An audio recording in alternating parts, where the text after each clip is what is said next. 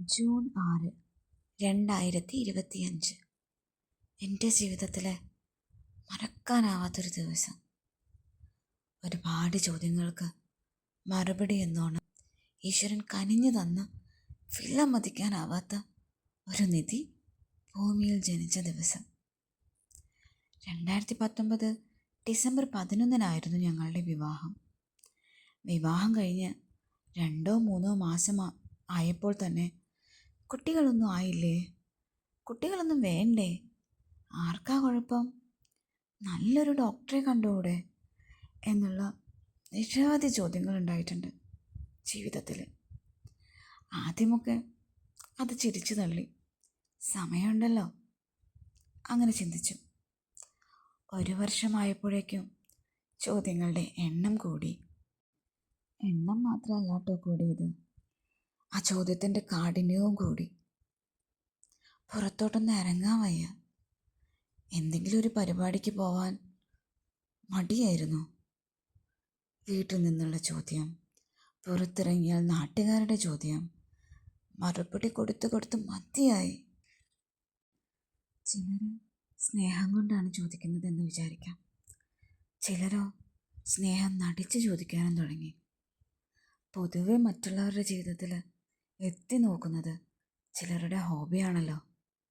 കൂടുതൽ ചോദ്യം ഉണ്ടായിട്ടുള്ളത് അധികം ഒന്നും പഠിക്കാത്ത ആൾക്കാരിൽ നിന്നാണ്, പ്രത്യേകിച്ച് പ്രായമായവർ.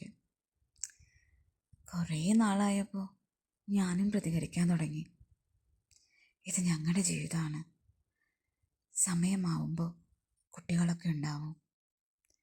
കുട്ടികളുണ്ടായാൽ എന്തായാലും ഒരു വലിയ ഫംഗ്ഷൻ വെച്ച് എല്ലാവരെയും അറിയിക്കുന്നതാണ്. ഇനി അഥവാ കുഞ്ഞായില്ലെങ്കിലും ഞങ്ങൾക്ക് ജീവിക്കണ്ടേ. കുഞ്ഞില്ല എന്ന് പറഞ്ഞിട്ട് ജീവിക്കാതിരിക്കാൻ പറ്റില്ലല്ലോ. ചോദ്യങ്ങളൊക്കെ ചോദിക്കാൻ എല്ലാവർക്കും ഇഷ്ടമാണ്, എളുപ്പമാണ്. പക്ഷേ അത് കേൾക്കുമ്പോൾ ആ ചോദ്യത്തെ ഫേസ് ചെയ്യുന്ന ആളുടെ വിഷമം എന്തായിരിക്കും എന്ന് ആരും ചിന്തിക്കാറില്ല. കുറേ ആയപ്പോൾ അമ്മ പറയാറുണ്ട്, കുഞ്ഞില്ല എന്നുള്ളൊരു വിഷമം മാത്രമല്ലേ ഉള്ളൂ, ഒരു കുട്ടി ഉണ്ടായിട്ട് അതിൻ്റെ ഓരോ പ്രവർത്തികൾ കാരണം, ഓരോ തെറ്റുകൾ കാരണം വിഷമിക്കുന്ന എത്ര അമ്മമാരുണ്ട് ഈ ലോകത്ത്, എത്ര അച്ഛന്മാരുണ്ട്. ഒരു തരത്തിൽ ആലോചിച്ചാൽ അതൊക്കെ സത്യമല്ലേ. എത്ര പേരാ അങ്ങനെ വിഷമിക്കുന്നത്. കഞ്ചാവ് പിടിച്ചിട്ടും ഓരോ കുട്ടികളെ കൊന്നും എത്ര മക്കളാണ് അവരമ്മമാരെ പേരുദോഷം കൽപ്പിക്കുന്നത്. എങ്ങനെയൊക്കെ ആലോചിച്ച് ആശ്വസിക്കാറുണ്ടെങ്കിലും ചില സമയത്ത് ഞാൻ പൊട്ടിക്കരഞ്ഞിട്ടുണ്ട്. എൻ്റെ ഏട്ടനെ കെട്ടിപ്പിടിച്ച് ഒരുപാട് കരഞ്ഞിട്ടുണ്ട്. പാവം, എൻ്റെ സങ്കടങ്ങൾ എനിക്ക് അദ്ദേഹത്തോട് പറയാം, കരയാം. പക്ഷേ ഏട്ടനെന്ത് ചെയ്യും? ഞാൻ വിഷമിക്കുമെന്ന് കരുതിയിട്ട് എന്നോട് പറയാൻ പറ്റുമോ സങ്കടങ്ങൾ? പാവം, അത് മനസ്സിൽ വെച്ച് കരഞ്ഞിട്ടുണ്ടെന്ന് എനിക്കറിയാം. അങ്ങനെ ഇരിക്കുമ്പോഴാണ് ഞങ്ങളുടെ ലൈഫിലോട്ട് കുറേ സന്തോഷങ്ങൾ കൊണ്ടിട്ട് കുഞ്ഞാപ്പു വന്നത്. അവൻ്റെ ചിരി, അവൻ്റെ കളി, അവനൊരു കുഞ്ഞു പല്ല് വന്നത്, അവൻ നടന്നത് എല്ലാം ഞങ്ങളുടെ മുമ്പിൽ വെച്ചായിരുന്നു. കുഞ്ഞില്ല എന്നുള്ളൊരു വിഷമമൊക്കെ ഞങ്ങൾ മറന്നു. ഞങ്ങളുടെ ക്ലോസ് റിലേറ്റീവിന് മാത്രമേ അവൻ ഞങ്ങളുടെ മകനല്ല എന്നറിയുള്ളൂ. അവനെയും കൊണ്ട് പുറത്ത് പോകുമ്പോൾ എല്ലാവരും ചോദിക്കും, നിങ്ങളുടെ മോനാണോ, നിങ്ങളുടെ കുട്ടിയാണോ എന്ന്. അതേ എന്ന് ഞങ്ങളും പറയും. അവൻ ആദ്യമായിട്ട് എന്നെ അമ്മ എന്ന് വിളിച്ചപ്പോൾ ഒരുപാട് സന്തോഷം തോന്നി. എനിക്ക് സന്തോഷം കൊണ്ട് കരയാന്ന് പറയില്ലേ, അതേ ഒരു ഫീലായിരുന്നു. ഇപ്പോഴും എനിക്കത് ആലോചിക്കുമ്പോൾ സങ്കടവും വരുന്നുണ്ട്. പക്ഷെ അത് സന്തോഷത്തിൻ്റെയാണ് കേട്ടോ. ചേച്ചിക്ക് ജോലിയുള്ളത് കൊണ്ട് തന്നെ കുഞ്ഞാപ്പു എൻ്റെ കൂടെയാണ് നിന്നത്. ഒരു 3-3.5 വർഷത്തോളം അവൻ എൻ്റെ കൂടെ തന്നെയായിരുന്നു. ഉറക്കൊക്കെ എഴുന്നേറ്റ് വന്നിട്ടുണ്ടെങ്കിൽ മാ എന്നൊരു വിളിയുണ്ട്. അത് കേൾക്കുമ്പോൾ എത്തൊരു സന്തോഷമാവുമെന്നറിയോ. പിന്നെ അവനെ ഓരോ നിമിഷം പിരിയുമ്പോൾ, ചേച്ചിക്ക് ലീവൊക്കെ കിട്ടുമ്പോൾ കുറച്ച് ദിവസം, ഒരു 5 ദിവസമൊക്കെ പോകുന്നുള്ളൂ കേട്ടോ. പക്ഷെ ആ 5 ദിവസം ഞാൻ അനുഭവിക്കുന്നൊരു മിസ്സിങ് ഉണ്ടല്ലോ, അതെനിക്ക് പറയാനേ പറ്റുന്നില്ല. കണ്ണീരായി, കരച്ചിലായി. എനിക്ക് അവനെ വേറെ എവിടെയും നിർത്താൻ പോലും പറ്റുന്നുണ്ടായിരുന്നില്ല. ഒരു നിമിഷം കാണാതിരിക്കുമ്പോൾ മനസ്സൊക്കെ അങ്ങോട്ട് വിങ്ങി പൊട്ടും. പക്ഷെ ഏട്ടൻ എപ്പോഴും എന്നെ ഓർമ്മിപ്പിക്കും, അവൻ വലുതാവുകയാണ്, 4 വയസ്സായി കഴിഞ്ഞാൽ അവന് സ്കൂളിൽ പോകണ്ടേ, അവൻ എപ്പോഴും നമ്മുടെ കൂടെ നിൽക്കാൻ പറ്റുമോ, അത് അറിഞ്ഞിട്ട് നീ സ്നേഹിക്കേ. ഇങ്ങനെ ഭ്രാന്തമായിട്ട് സ്നേഹിച്ചാൽ അവനെ സ്കൂളിലൊക്കെ ഒന്നും നീ വിടില്ല. അവൻ്റെ അമ്മയ്ക്കും അച്ഛനും അവനെ കാണണ്ടേ, അവനെ കൊണ്ടുപോകണ്ടേ, എന്തൊക്കെ പറയും. അപ്പം ഞാൻ അനുഭവിക്കുന്ന സങ്കടമൊക്കെ കണ്ടിട്ടാവും ഏട്ടൻ ട്രീറ്റ്മെൻറ്റിന് പോവാമെന്ന് പറഞ്ഞു. അങ്ങനെ ഞങ്ങൾ ട്രീറ്റ്മെൻറ്റൊക്കെ തുടങ്ങി. സിയാനെ ഞാൻ പ്രഗ്നൻ്റായി. സിയാന് എൻ്റെ വയറ്റിലൊരു 3 മാസമുള്ളപ്പോഴാണ് എനിക്കൊരു ചെറിയൊരു ബ്ലീഡിങ് വന്നു. Sub chorionic haematoma. ആ ഒരു ബ്ലീഡിങ്ങിൽ ഞാൻ ഹോസ്പിറ്റലൈസ്ഡായി. ഒരു 1 മന്ത് എനിക്ക് ഹോസ്പിറ്റലിൽ നിൽക്കേണ്ടി വന്നു. ചെറിയൊരു ബ്ലീഡിങ് ആണ്, നോർമലി അത് എല്ലാവർക്കും ഉണ്ടാവുന്നതാണ്.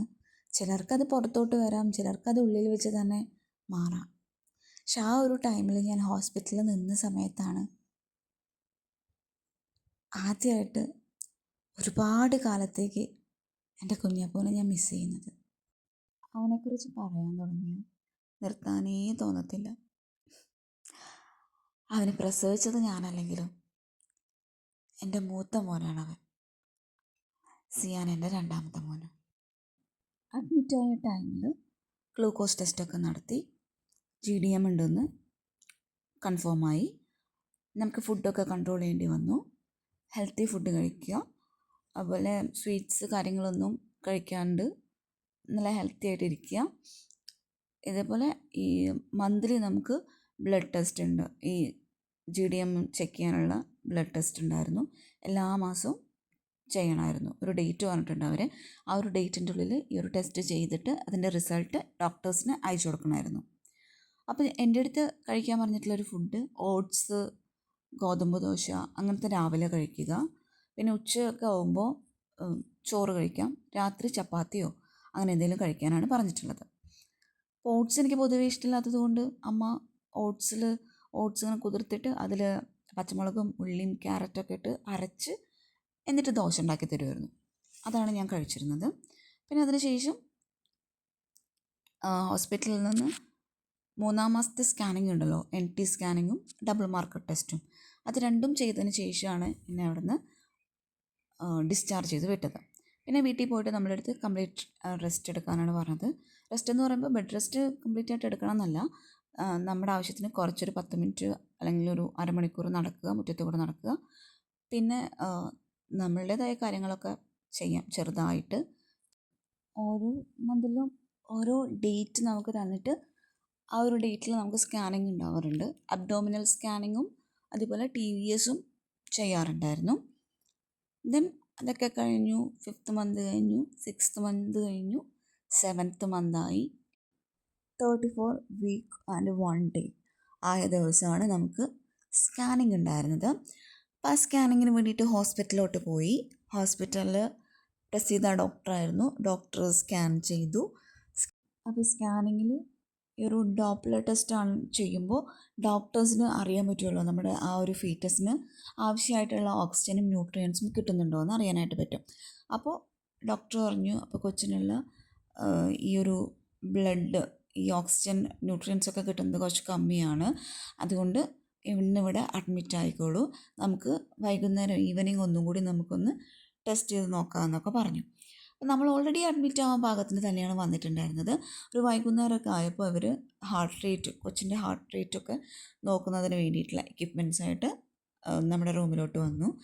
നോക്കിയപ്പോൾ കൊച്ചിന് ആ ഒരു ഹാർട്ട് റേറ്റിൽ കമ്മിയായിരുന്നു. അപ്പോൾ ഡോക്ടർ പറഞ്ഞു ഹാർട്ട് റേറ്റ് കമ്മിയായിക്കൊണ്ടിരിക്കുന്നുണ്ട്, അപ്പോൾ നമുക്ക് ഒരു ഇമ്മീഡിയറ്റ് ആയിട്ടൊരു സെക്ഷൻ നടത്താം അല്ലെങ്കിൽ ഓപ്പറേഷൻ നടത്താം എന്ന് പറഞ്ഞു. പെട്ടെന്ന് അത് കേട്ടപ്പോൾ ഞാൻ ഭയങ്കരമായിട്ട് പാനിക്കായി. ഹാർട്ട് റേറ്റും കമ്മിയാണെന്ന് പറയുന്നു, ഓപ്പറേഷൻ വേണമെന്നും പെട്ടെന്ന് പറഞ്ഞു. നമുക്കറിയായിരുന്നു ഓപ്പറേഷൻ ആണെന്ന്, പക്ഷെ എന്നാലും പെട്ടെന്ന് കേട്ടപ്പോൾ കുറച്ചൊന്ന് പാനിക്കായി. പിന്നെ നമ്മൾ മെൻ്റലി അതിനോട് ഓക്കെ ആയിട്ടോ. എനിക്കൊരു പേടിയൊക്കെ ഉണ്ടായിരുന്നു. ഈശ്വരാ, എനിക്ക് ഓപ്പറേഷനൊക്കെ കഴിഞ്ഞിട്ട് എനിക്ക് സേഫായി തിരിച്ചു വരാൻ പറ്റുമോ, എനിക്ക് എൻ്റെ കുഞ്ഞിനെ കാണാൻ പറ്റുമോ, ഏട്ടനെ ഹസ്ബൻഡിനെയും അമ്മേനെയൊക്കെ കാണാൻ പറ്റുമോ എന്നുള്ളൊരു ടെൻഷനൊക്കെ ഉള്ളിലുണ്ടായിരുന്നു. പക്ഷെ എന്നാലും നമ്മൾ എല്ലാവരും അങ്ങനെയാണല്ലോ, തിരിച്ചു വരുമെന്നുള്ള പ്രതീക്ഷയിലാണല്ലോ നമ്മൾ പ്രസവിക്കാൻ പോകുന്നത്. അപ്പം അങ്ങനെ ഓപ്പറേഷന് നമ്മൾ സൈൻ ചെയ്ത് കൊടുത്തു. എന്നിട്ട് അന്ന് ഓപ്പറേഷൻ തിയേറ്ററിലോട്ട് കയറ്റി അവർ ആദ്യം നമ്മൾ നന്നായിട്ടൊന്ന് ക്ലീനാക്കി വിട്ട് അവിടെ കൊണ്ടുപോയി ഹോസ്പിറ്റലത്തെ ഒരു ഡ്രസ്സൊക്കെ ഇടിയിപ്പിച്ചു, ഓപ്പറേഷൻ ഡ്രസ്സൊക്കെ ഇടിയിപ്പിച്ചു. ദെൻ നമ്മളോട് അവിടെ വെയിറ്റ് ചെയ്യാനാണ് പറഞ്ഞത്. ഒരു 8 മണി ഒക്കെ ആയിട്ടുണ്ട്. ആ ഒരു ടൈമിൽ ഡോക്ടർ വന്നിട്ട് ജനറൽ അനസ്തേഷ്യയാണ് എനിക്ക് തന്നിട്ടുള്ളത്.